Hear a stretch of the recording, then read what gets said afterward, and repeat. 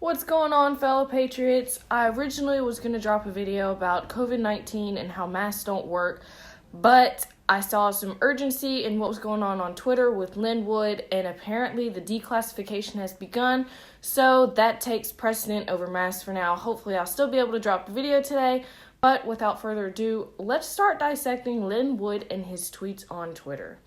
Now, if you're on Instagram or Twitter or Facebook, I'm sure you've already started to see what was going on last night.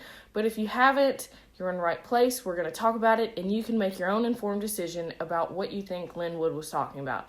So I'm going to show you some of the tweets. We'll talk about it, and then you can make your own decision on what's going on. So if you're new to my channel or you haven't watched my Is Pence a Traitor video, I suggest you watch that one because I touched on Lynnwood and Pence briefly, and it may make a little more sense with what I'm about to talk about with Lynnwood if you watch that one. So you have that warning. Go watch it if you need to. If not, let's keep rolling. So there's been discussion going on for a little bit that Trump had given the go-ahead to declassify everything and to let it out into the public. That way they knew what was really going on with the deep state and how leaders aren't really who they say they are. And I guess declassification has begun because Lynnwood was dropping some bombs last night on Twitter.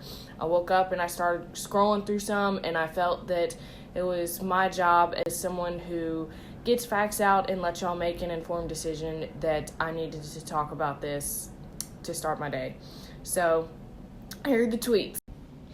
So I'm not going to read every single tweet from Lynnwood last night, but I am going to touch on some of the what I feel are the more important tweets.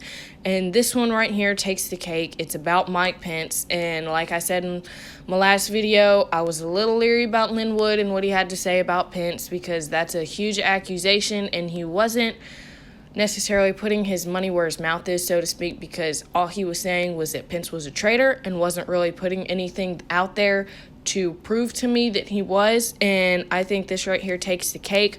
Mike Pence is disloyal to Donald Trump. Mike is also a traitor to we the people. Mike is a good friend to CCP, and that's the Chinese Communist Party, for those of you who don't know. Too good. I don't trust Mike Pence at all. Do you? Now, you can find this tweet. You can look at the article yourself. I'll link it in the description box below. But if you're a friend of the CCP and if you help them out, like giving them jobs, stealing American jobs, that is enough in my book to label you a traitor. You are a traitor to the United States, and him helping out the CCP or being a good friend of them, that is enough to make me very distrustful of Mike Pence. And he also talks more about Mike Pence, and after 2 years since George H.W. Bush's funeral, the envelopes that were at his funeral are just starting to make headlines in the YouTube world. And I just find that very interesting as to why now they're becoming a huge thing. And for those of you who don't know, the Obamas received in envelopes, as did the Clintons,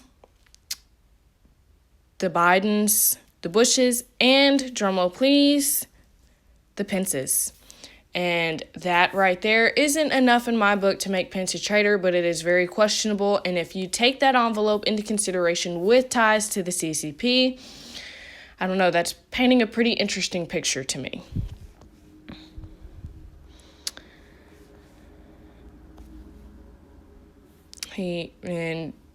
Lynnwood is giving more articles about Pence. That way, everyone can make an informed decision because Lynnwood isn't trying to tell people what to think. He is disseminating information. That way, his followers and readers can just be very informed and make their own decision, which is what I'm doing right now. I'm disseminating information, and you do with that information as you see fit. Now, with the whole declassification in mind, Lynnwood was given an encryption key. He was given the key. That way he could release the information. And previously, it was 2 years ago now in 2019, someone named Cappy was also given the information, and he was on his way to give it to the great President Donald Trump when he was murdered. Now, I don't have a lot of information on Cappy right now. When I do get some, I will release the information.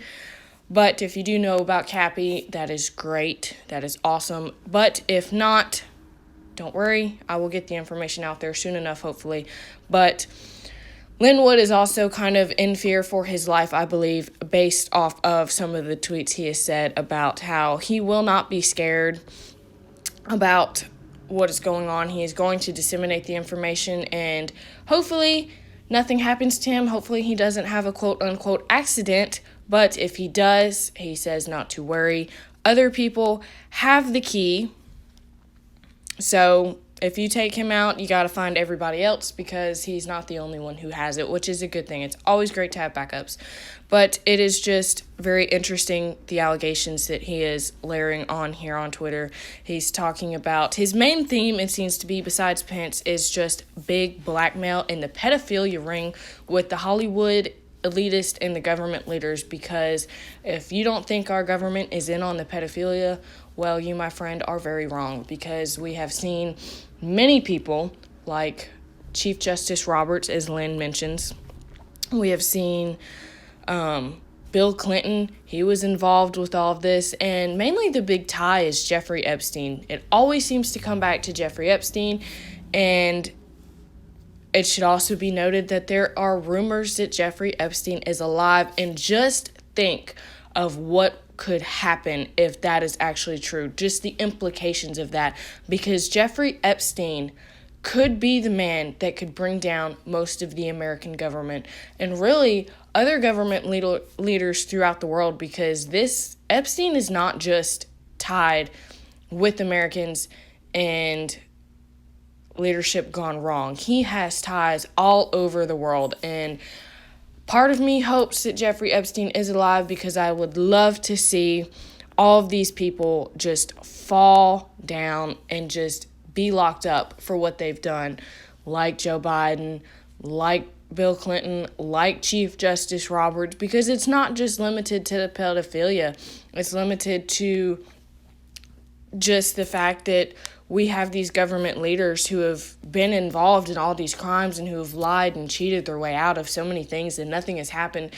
And it is time for that to stop. And I'm so glad that President Trump is putting all of this information out there for us, because if enough people see it and enough people can get angered to say that this is enough, maybe we can finally do something about it instead of it just being talked about and nothing happening, because this has got to stop. And I'm not just talking about draining the swamp. I'm talking about everything, masks and COVID and the pandemic. It all has to end. It's 2021. 2020 is over. We're putting that in the past. We're going to learn from our mistakes with what we did in 2020, and we're going to keep moving on. But, if Epstein is alive, wow, just the things that could do. But let's get back to talking about Lynnwood. If you've been reading the tweets as I've been talking and scrolling, you know that things are building up. This is leading up to essentially the day of reckoning on January 6th. January 6th is our day of reckoning for the Americans and, possibly even the whole world, because I have seen a lot of messages from people from like Australia and Africa, and America is the only country in the world like it is. There are no other countries that have a government similar to America. We're a democracy. We're a democratic, unfortunately, socialist country, but we get to choose our leaders when there is an election fraud. Got to throw that in there.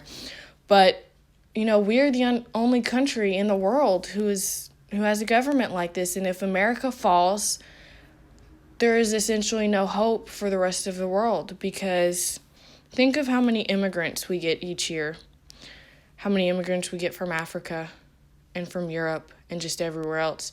And just think what that does to the rest of the world if America falls, because America has given hope to so many people that their country can change, that they can stop being a socialist country, that they can stop being a communist country. And just think of what that could mean if America does fall. And people have said that if America does fall to the Democrats this year, that it could take up to 40 years to get a single Republican back into office.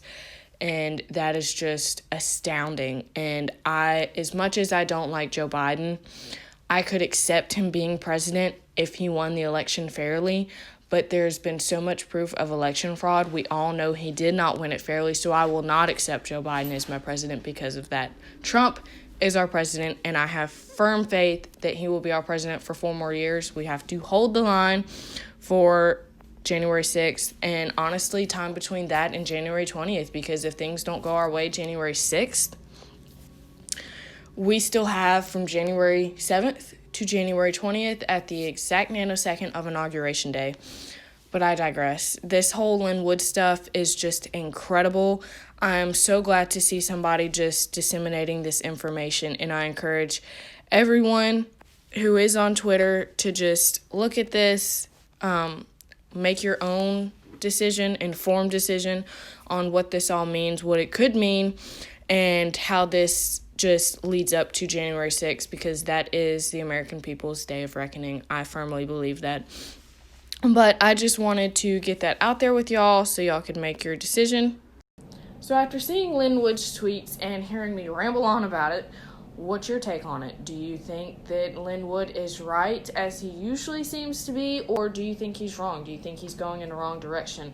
I personally believe that this is just a small part of what we'll see leading up to Wednesday, January 6th, where hopefully Pence does the right thing and looks at the election certificates, and hopefully it goes to Trump. But if not, we have to hold the line.